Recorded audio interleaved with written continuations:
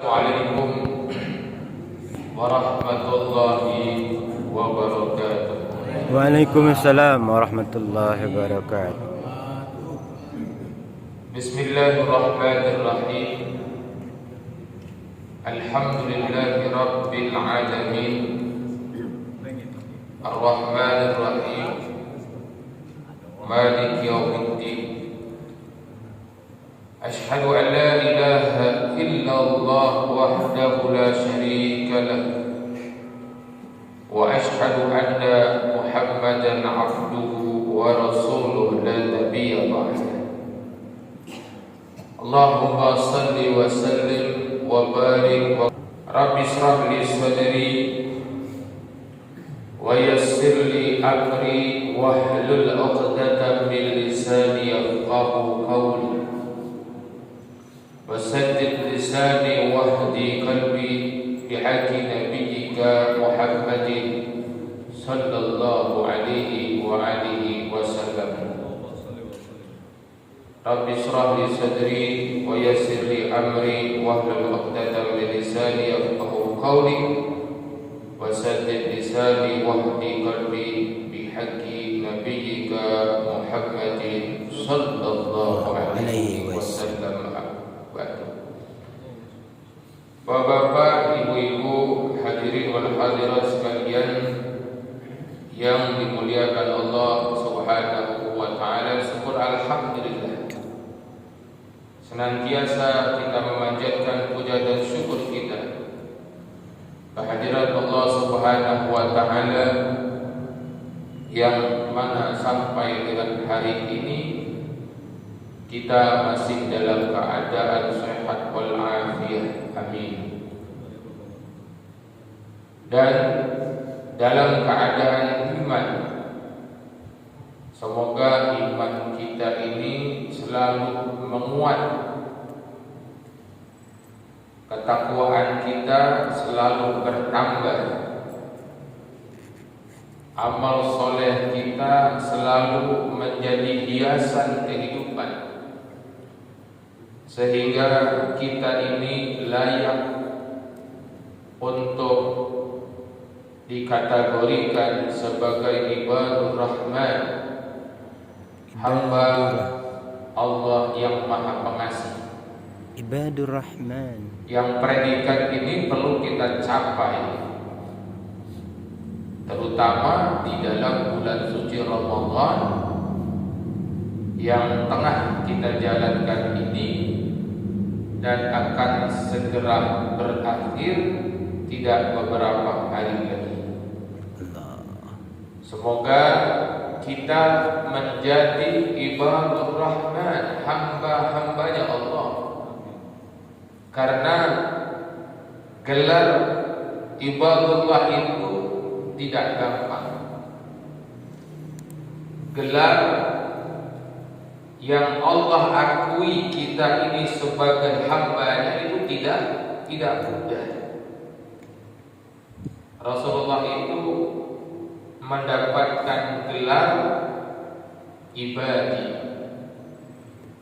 ibadullah, hambanya Allah, yang maknanya itu lebih tinggi dibandingkan dengan gelar yang Allah berikan kepada Nabi Allah Ibrahim Khalilullah, kekasihnya Allah.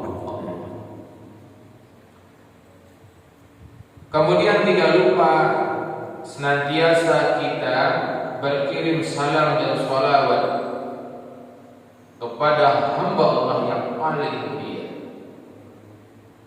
yang diakui oleh Allah sebagai hambanya, Nabi kita Muhammad sallallahu alaihi wasallam.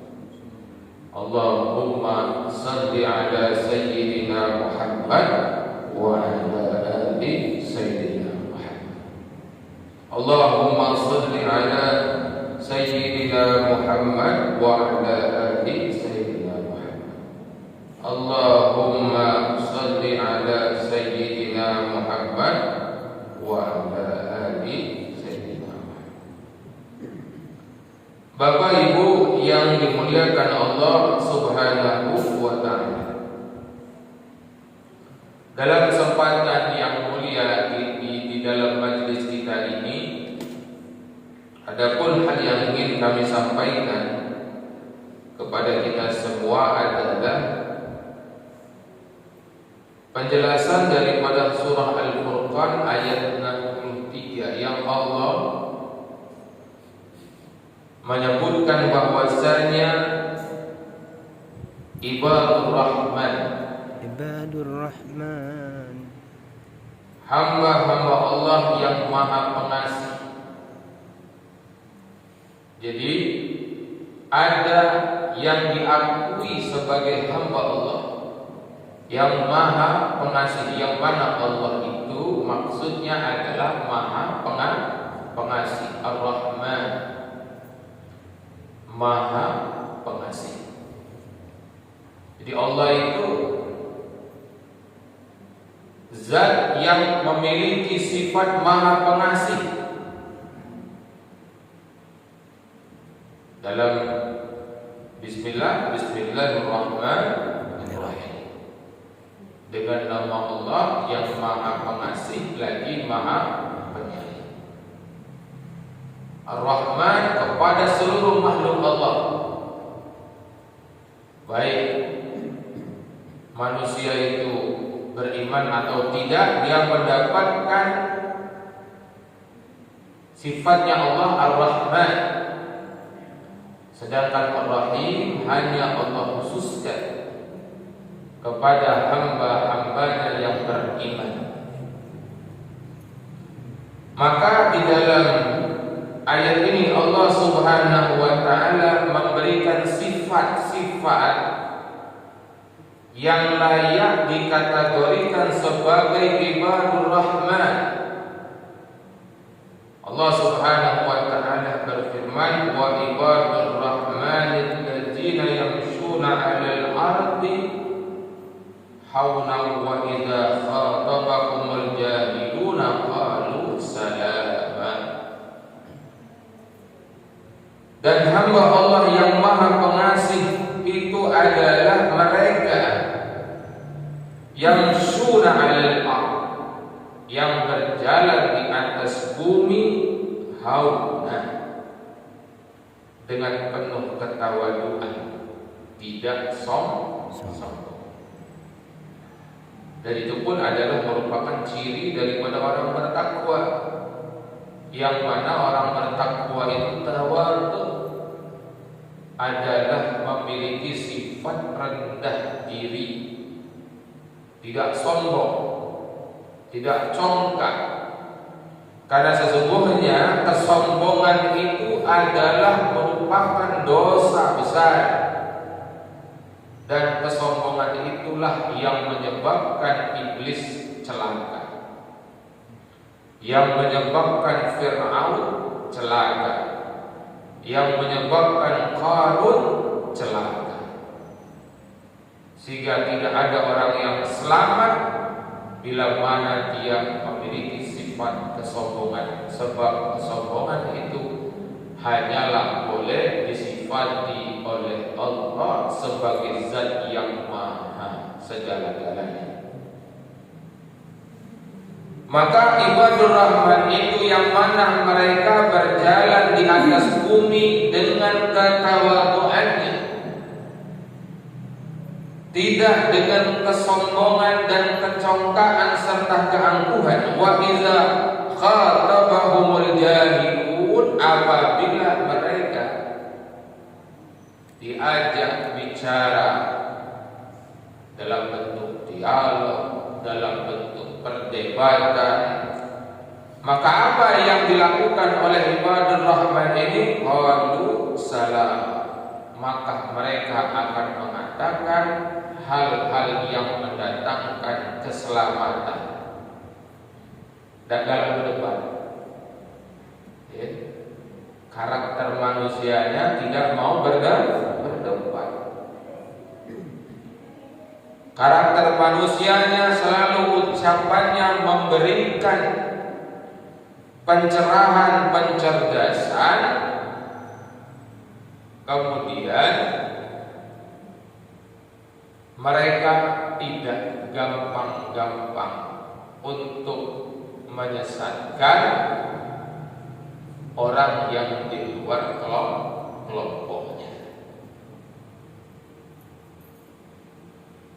Jadi bagi ibadur rahman itu adalah ketika ada orang berbeda pandangan, berbeda pendapat, berbeda kesimpulan terhadap sesuatu, maka yang menjadi pertanyaan bagi mereka, adakah argumentasinya, adakah dalilnya? Selama dia punya dalil, dan dalil itu adalah hal yang terambil dari Al-Quran dan As-Sunnah, walaupun dalam bentuk hasil ijtihadnya berbeda, maka mau menerima sebagai bentuk perbedaan pendapat. Tapi kalau tidak terima,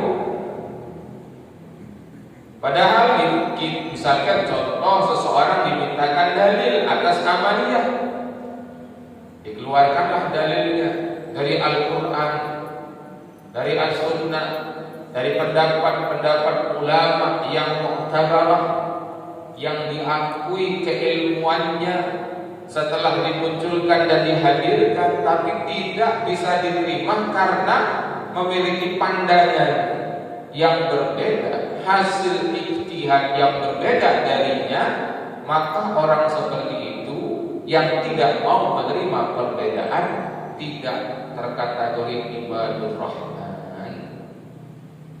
Jadi tidak termasuk orang yang dikategorikan hamba Allah yang maha pengasih. Jadi kita tidak boleh fanatik buta. Fanatik buta itu adalah merasa paling benar. Pandangan kita itulah yang paling benar. Di luar daripada dirinya, kelompoknya tidak benar. Nah, ini fanatik buta, tidak boleh begitu. Jadi kita harus punya pandangan yang luas, wawasan yang luas. Apalagi Islam ini memiliki berbagai macam bentuk perbedaan yang sangat banyak. Bahkan khazanah keilmuan dalam Islam itu sangat luas. Jadi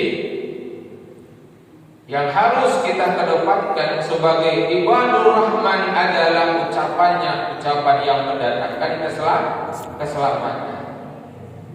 Sikap-sikapnya yang mendatangkan keselamatan, bukan dalam arti yang sebaliknya. Kalaupun orang itu setelah diajak dialog, diajak bertukar pikiran, maka tetap dengan pandangan dan pendapatnya, maka dalam arti yang lain, kalau salah dia meninggalkan, tidak mau melanjutkan daripada debatnya, karena debatnya tidak akan menghasilkan kebaikan, justru menjadi permusuhan. Artinya juga berbeda pandangan tidak menjadikan musuh. Berbeda pandangan tidak menjadikan kita tidak bersaudara. Karena apa?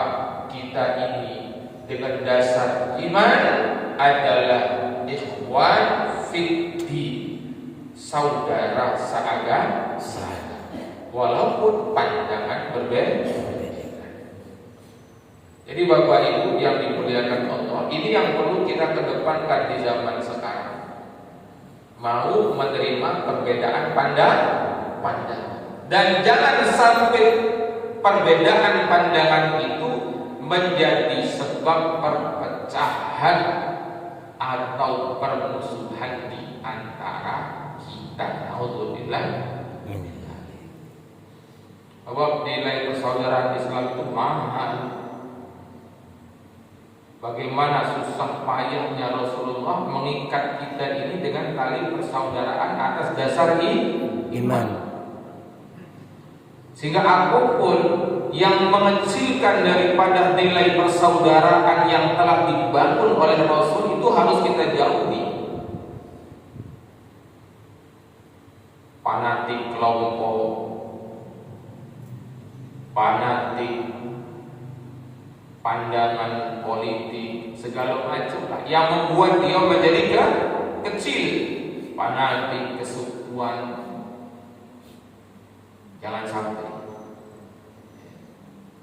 Jangan sampai fanatik hal yang seperti itu menjadi sebab kita mengambil satu kesimpulan dan pandangan. Tapi lihatlah bahwasanya Islam itu terikat, Islam itu terhubung dengan dasar keimanan, walaupun berbeda warna kulit, berbeda bangsa, berbeda suku, berbeda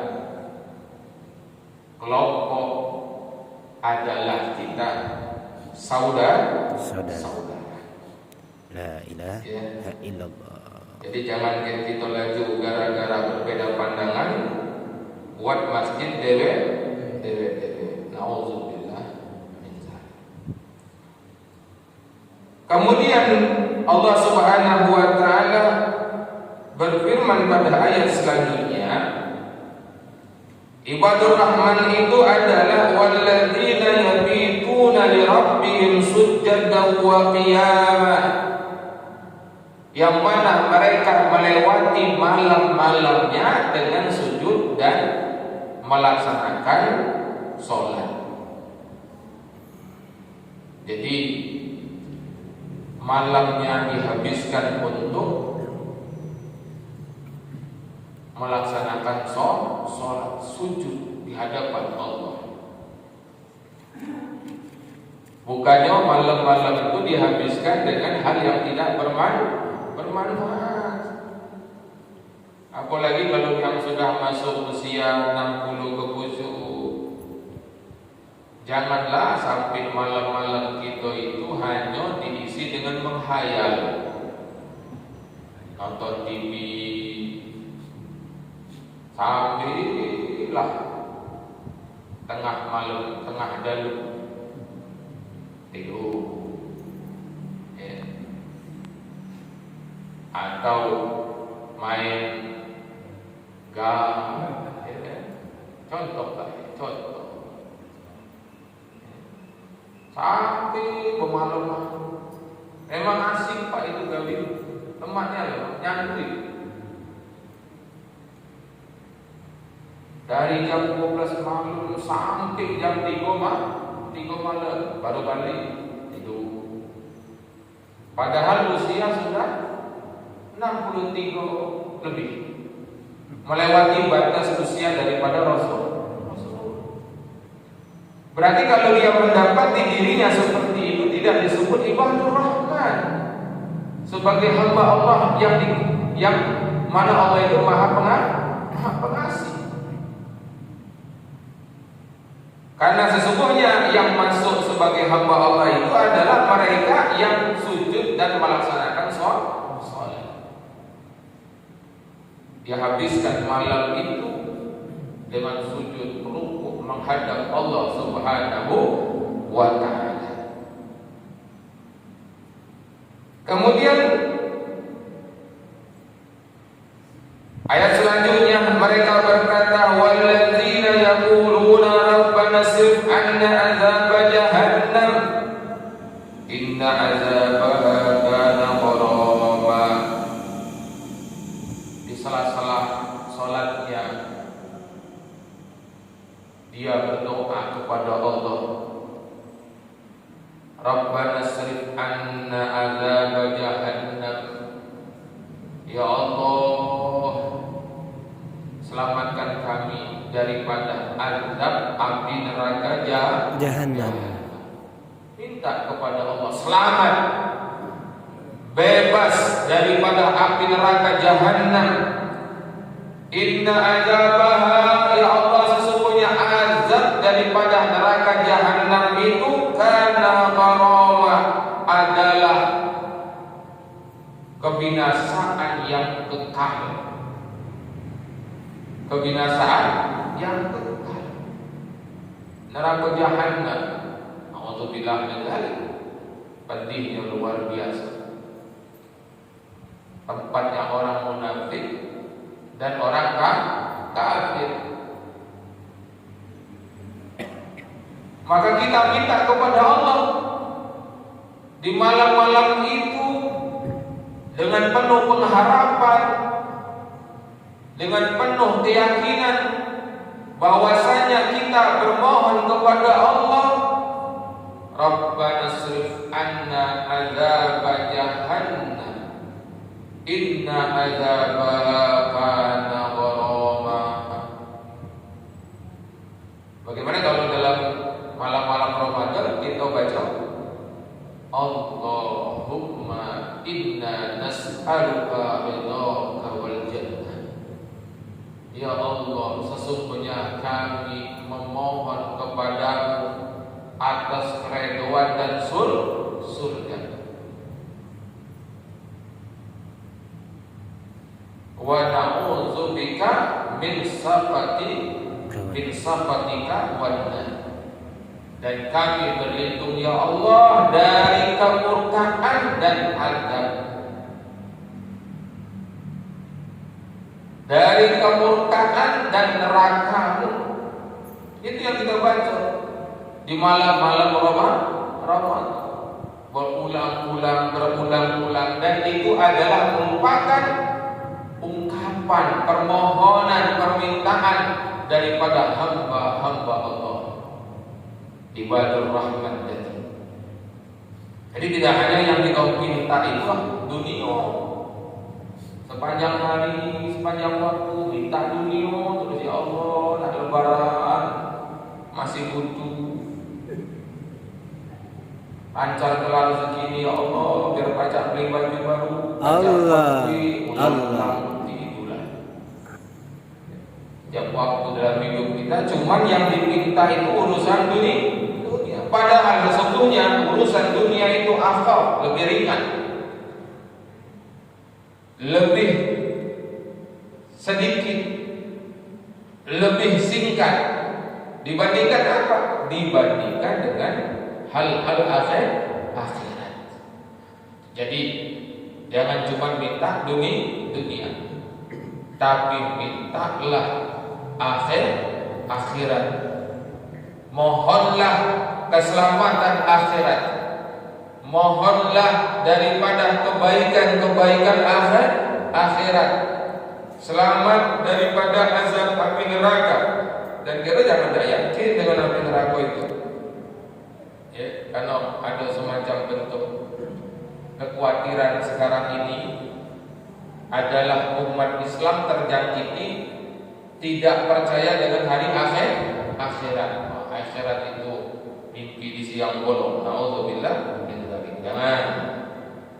Kalau macam itu bisa dia jatuh kepada kekafiran. Inna sa'at mustaqarran wa muqama. Kelanjutan tadi daripada doanya. Inna, sesungguhnya neraka Jahannam itu adalah seburuk-buruknya tempat menetap dan kediaman. Seburuk-buruknya tempat menetap dan kediaman. Tinggal di pinggir baru api. Mana lemah? Di pinggir baru api.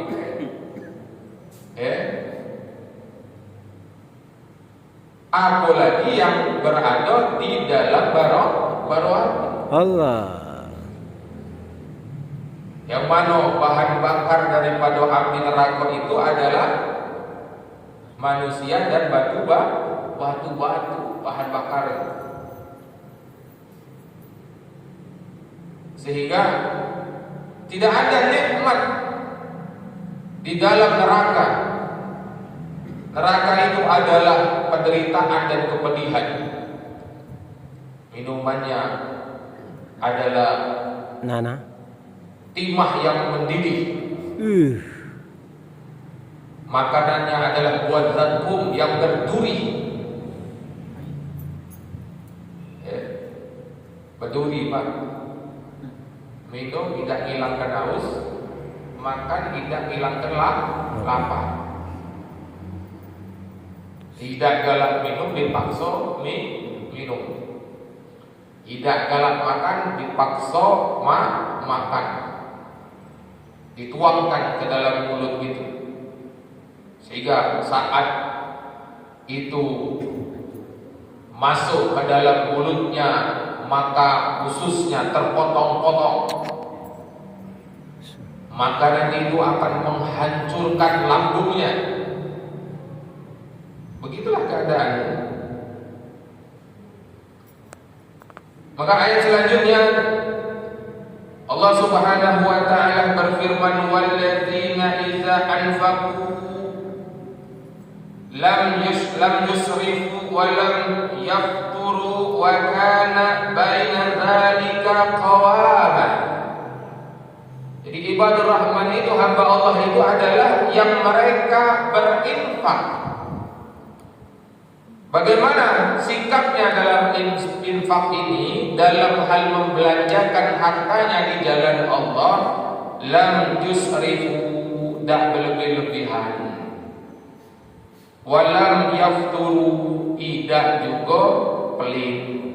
Wa kana baina dzalika qawama, akan tetapi di antaranya daripada dua hal tadi, tidak berlebih-lebihan, tidak juga pelit, di antaranya. Artinya dia di dalam menginfakkan harta di jalan Allah dengan perencanaan yang baik, bukan sembrono, bukan basi-basi.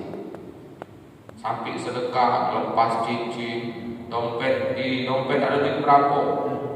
1 juta keluarkan. Ada mobil dah, ada mana STNK-nya, BPKB-nya, bawa sini agak diganti, dikeluarkan. Sampai keluar itu tak punya apa-apa, tak boleh begitu. Itu masuk kategori berlebihan. Saat Rasulullah SAW ketika mendapati seorang sahabatnya ketika melukai kejadiannya dalam keadaan sakit berat, sehingga tidak bisa lagi balik bersama Rasulullah ke Madinah, tertinggal di kota Makkah, maka dia berwasiat kepada Rasul, ya Rasul, aku sedekahkan seluruh harta kekayaanku ini di jalan Allah. Jangan, kata Rasulullah. Kalau begitu setengahnya, jangan. Kalau begitu sepertiganya, jangan. Kalau begitu 2/3, sudah. 2/3 itu cukup. 2/3 itu sudah banyak. Dan engkau hendaklah meninggalkan ahli warismu dalam keadaan berkecukupan dibandingkan engkau meninggalkan mereka dalam keadaan meminta-minta kepada manusia. Nah, itu Rasulullah yang memberikan pengajaran untuk kita bersedekah itu tidak melewati batas. Tidak boleh melewati batas. Dan orang yang bersedekah dengan tidak bentuk kesadaran itu, tidak terprogram dan tidak terencana dengan baik, itu adalah tidak masuk kategori ibadur rahman, hamba Allah. Jadi membelanjakan harta kita di jalan Allah itu adalah dengan penuh kesadaran, dengan penuh perencanaan dan punya program, bukan dengan sikap yang berlebih-lebihan. Yusrif, berlebih-lebihan itu tidak baik. Khairul umuri awsa, sebaik-baik perkara itu yang sedang-sedang saja, yang di antara keduanya, tidak berlebih-lebihan, tidak juga kekurangan. Ini jadi penting. Ya, jadi kita konsep membelanjakan harta di jalan Allah itu tidak boleh berlebih-lebihan dan tidak boleh juga terlalu perhitungan. Akan tetapi di antara dua perkara ini, artinya punya program, punya perencanaan, punya tujuan. Kemudian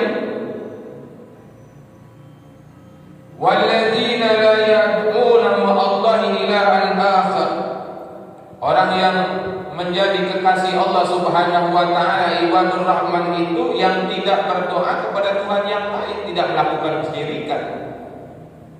Karena kesyirikan itu adalah dosa besar. Dia cuma berdoa kepada Allah, meminta kepada Allah. Tapi jangan juga diartikan dan dipahami orang yang bertawassul itu lantas dianggap meminta selain kepada Allah. Tawassul itu tetap mintanya kepada Allah, tapi melalui kekasih Allah. Misalkan ya, yang disepakati itu kan tawassul dengan amal. Sebagaimana ada 3 orang yang terperangkap di dalam gua, kemudian sempat berputus asa dan bakal selamat. Akhirnya salah seorang di antara mereka mengajukan ide, kalau begitu kita berdoa baik, karena satu-satunya kekuatan kita cuma doa. Ambillah amal yang paling kita anggap istimewa, jadikan amal itu sebagai jalan wasilah untuk mendapatkan pertolongan Allah. Akhirnya masing-masing bertawassul dengan amal yang akhirnya mereka selamat. Sehingga ulama sepakat tawassul dengan amal boleh. Yang terjadi perbedaan pandangan tawassul dengan selain amal. Misalkan, ya Allah, dengan kemuliaan Nabi Muhammad sallallahu alaihi wasallam, kabulkanlah ya Allah untuk aku bisa ziarah Makkah wal Madinah. Itu kan tawassul itu. Ya, tawassul ya Allah, dengan kemuliaan Nabi Muhammad, maka kabulkanlah ya Allah agar aku bisa ziarah Makkah wal Madinah. Tawassul kita kepada Rasulullah SAW dengan menyebutkan kemuliaan Nabi, tapi tujuan doanya kepada Rasul atau kepada Allah? Kepada Allah. Tidak ganti kepada Rasulullah SAW, karena Rasulullah itu memang tidak bisa mendatangkan mudarat dan manfaat. Yang mendatangkan mudarat dan manfaat hanyalah Allah Subhanahu wa ta'ala. Bapak-bapak, ibu-ibu yang dimuliakan Allah Subhanahu wa ta'ala. Kemudian wala yaqtuluna an-nafsa allati harramallahu illa bil haqq. Hamba Allah ibadur rahman itu adalah yang tidak membunuh jiwa dengan cara yang hak. Karena ada kan dalam hukum Islam itu seseorang boleh dibunuh dengan beberapa syarat, yaitu halal darahnya. Seorang yang membunuh maka dia juga harus dibunuh. Tapi bukan kita qadhi atau pelaksana hukum. Yang kedua adalah seorang yang sudah menikah kemudian melakukan zina, maka dia dihukum rajam. Ya, dia dihukum rajam, dibunuh, dilempar sampai mati. Yang ketiga adalah orang yang murtad, keluar daripada agama Allah, hukumnya dibunuh dalam hukum Islam.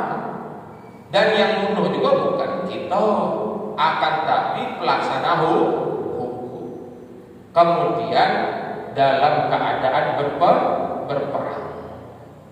Jadi kalau kita dalam keadaan perang, jihad fisabilillah, ya maka hukumnya boleh. Tapi kan negeri kita tidak dalam keadaan berperang. Contoh dulu pahlawan-pahlawan revolusi kita melawan penjajah, mengangkat senjata, bunuh atau juga terbunuh. Maka membunuh saat itu hukumnya dibolehkan. Nah, yang dimaksud dalam ayat ini adalah orang yang membunuh tidak dengan hak. Apalagi gara-gara nak ngambil motor nyawa wong layang. Itu bukan ibadur rahman, itu bukan kekasih Allah, itu bukan hamba Allah. Sikok motor nyawa wong hilang, seorang kepala keluarga sebagai penopang keluarga, mabuk. Diambil motornya lah, diambil motor dibunuh. Berapa yang jadi korban? Anak 3 ekor, istri 1. Yang jadi korban tidak sehari 2 hari, bertahun-tahun. Mereka dalam keadaan menderita karena kehilangan seorang ayah sebagai penopang keluarga. Maka orang yang seperti yang bunuh ini tidaklah termasuk orang yang disebut ibadur rahman. Wala yaznun wala yaf'alu dzalika yalhaqu asab, dan tidak melakukan zina.